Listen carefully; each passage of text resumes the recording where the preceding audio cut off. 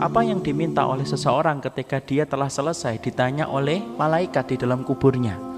Maka kemudian dikatakan oleh Rasulullah dalam riwayat Barra bin Azib, kalau seseorang itu telah selesai, ketika dia telah didatangi oleh para malaikat, di mana malaikat itu bertanya kepadanya dengan 3 pertanyaan. Man rabbuka, siapa Rabbmu, siapa nabimu, dan apa agama yang diutus kepadamu. Kalau seseorang itu telah selesai dengan ini, maka sesungguhnya orang-orang ketika mereka telah mendapati dia telah ditanya oleh tiga pertanyaan oleh malaikat, maka kemudian orang-orang itu lalu berkata ketika si mukmin, aqimis sa'ah hatta arji ila ahli. Lalu kemudian orang-orang ketika mereka telah selesai ditanya oleh para malaikat dengan 3 pertanyaan tentang Robnya, tentang nabinya, tentang agama yang diutus kepadanya, maka sesungguhnya seseorang yang ada di dalam kuburnya lalu berkata, aqimis sa'ah.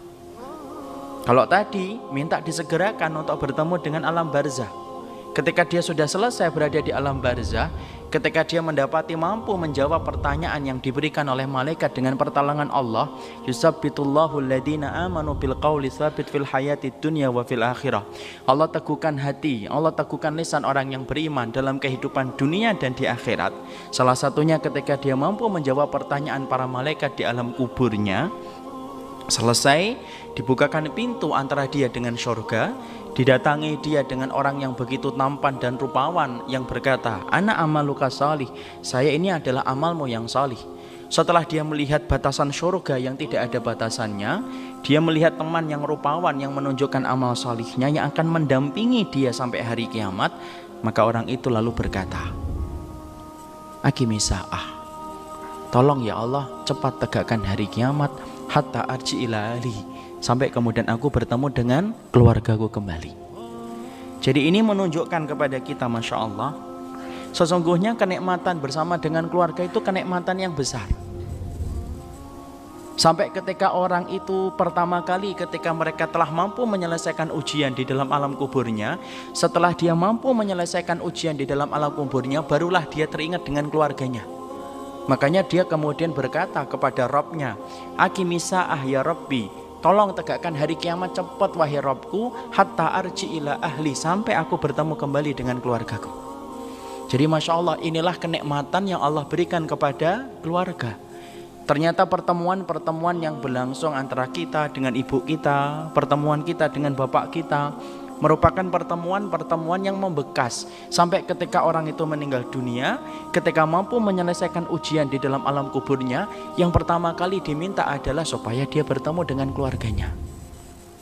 Padahal kita paham hakikat pertemuan itu kalau bagi kehidupan manusia itu ada berapa? Ada 4.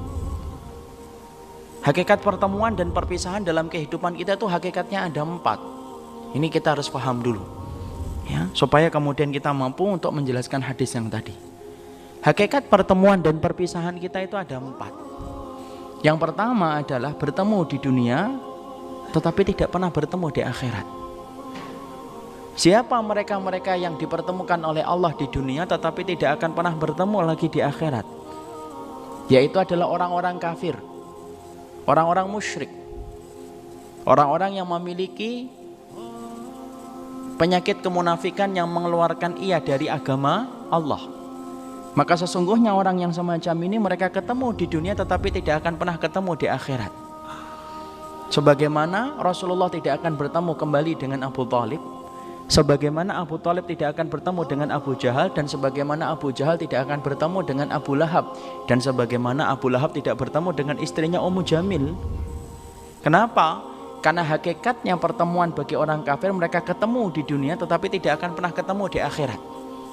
Makanya Allah berfirman di dalam surat Al-Ma'arij, yawaddul mujrimu law yaftadi min adzabi yawma idzin bi banihi wa sahibatihi wa akhihi wa fasilatihi allati tu'wih wa man fil ardi jami'an tsumma yunji.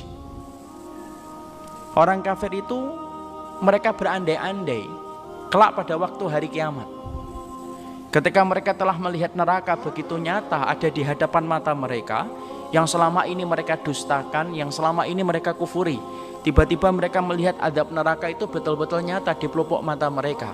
Tahukah kita apa yang diinginkan oleh mereka ketika mereka sudah melihat neraka itu? Orang-orang kafir lalu berkata, "Lau yaftadi min adabi yawma idzin bi banihi."